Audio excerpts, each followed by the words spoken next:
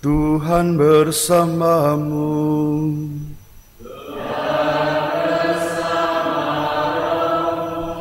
Inilah Injil suci menurut Matius.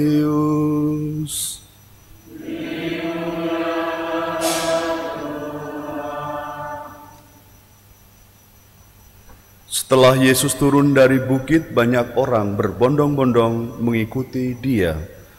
Maka datanglah kepadanya seorang yang sakit kusta. Ia sujud menyembah Yesus dan berkata, "Tuan, jika Tuan mau, Tuan dapat mentahirkan daku." Yesus lalu mengulurkan tangannya menjamah orang itu dan berkata, "Aku mau, jadilah engkau tahir." Seketika itu juga tahirlah orang itu dari kustanya. Lalu Yesus berkata kepadanya, "Ingatlah, jangan engkau memberitahukan hal ini kepada siapapun, tetapi pergilah, perlihatkanlah dirimu kepada imam, dan persembahkanlah persembahan yang diperintahkan Musa sebagai bukti bagi mereka."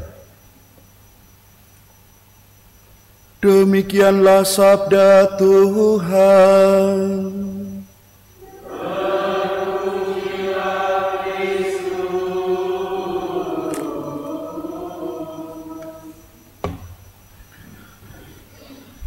Saudara-saudaraku yang terkasih dalam Kristus, Santo Irenaeus sebagai salah satu bapak-bapak gereja di bagian terakhir atau zaman-zaman akhir, dia menjadi salah satu contoh bagaimana gereja perdana di abad 2 telah berkembang pesat, dan dalam perkembangannya itu pula banyak juga tantangan yang tidak mudah karena munculnya banyaknya bid'ah atau penyesat dalam iman terhadap gereja.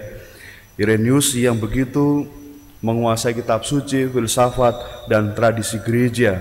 Ada satu hal yang menarik, bahwa sebagai seorang uskup, ia nanti menjadi seorang martir.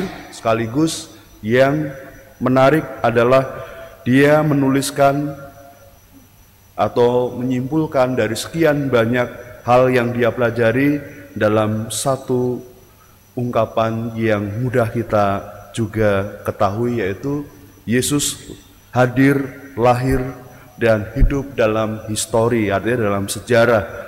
Artinya sebagaimana yang kita dengarkan dalam Injil hari ini, ketika Yesus turun dari bukit lalu banyak orang mengikuti Dia berbondong-bondong, tak terkecuali juga orang yang sakit kusta lalu menghampiri Yesus, sujud menyembah dan memohon, "Tuan, jika Tuan mau, Tuan dapat mentahirkan daku."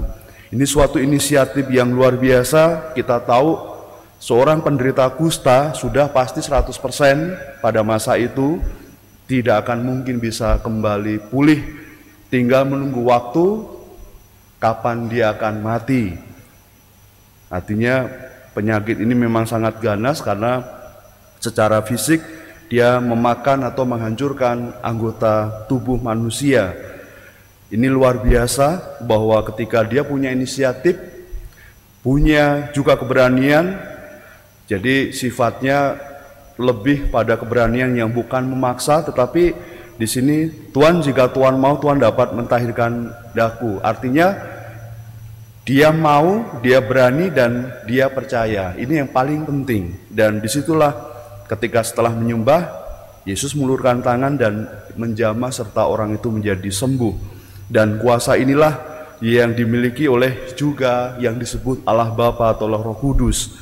Maka baik Bapa, Putra, Roh Kudus memiliki juga sifat-sifat yang sama, yaitu cinta kasih. Maka ketika Yesus diminta, dia mengabulkan. Dan yang menarik di sini adalah ketika dia sujud menyembah, artinya memang sudah sangat pantas kalau Yesus disembah atau dipuji. Jadi ketika kalau dalam suatu nas lain di kitab suci, ketika manusia menyembah malaikat, ketika Yakub menyembah malaikat, dikatakan, "Jangan, karena aku adalah utusan." Malaikat yang begitu mungkin orang idolakan atau agung-agungkan pun tidak mau disembah karena dia bukan Tuhan. Maka dalam hidup ini pun semoga kita juga belajar untuk mau rendah hati dan belajar dari Yesus Bagaimana ketika orang itu sembuh, ditahirkan, lalu jangan memperlihatkan diri kepada manusia yang lain, artinya karena yang ada dia akan dicemooh dan sebagainya. Tapi datanglah kepada imam dan persembahkanlah suatu ungkapan syukur, karena imam mewakili nama Tuhan. Artinya ketika kita mendapat berkat yang melimpah, boleh kalau kita bersaksi, menjadi saksi untuk sesama dalam kebaikan, tetapi jangan lupa pula bahwa kita harus mengaturkan pujian dan syukur kita hanya kepada Tuhan Sang Pencipta. Dan mari kita belajar untuk rendah hati dan percaya bahwa segala sesuatu pasti ada jalan untuk menuju rahmat dan keselamatan. Tuhan berkati kita semuanya.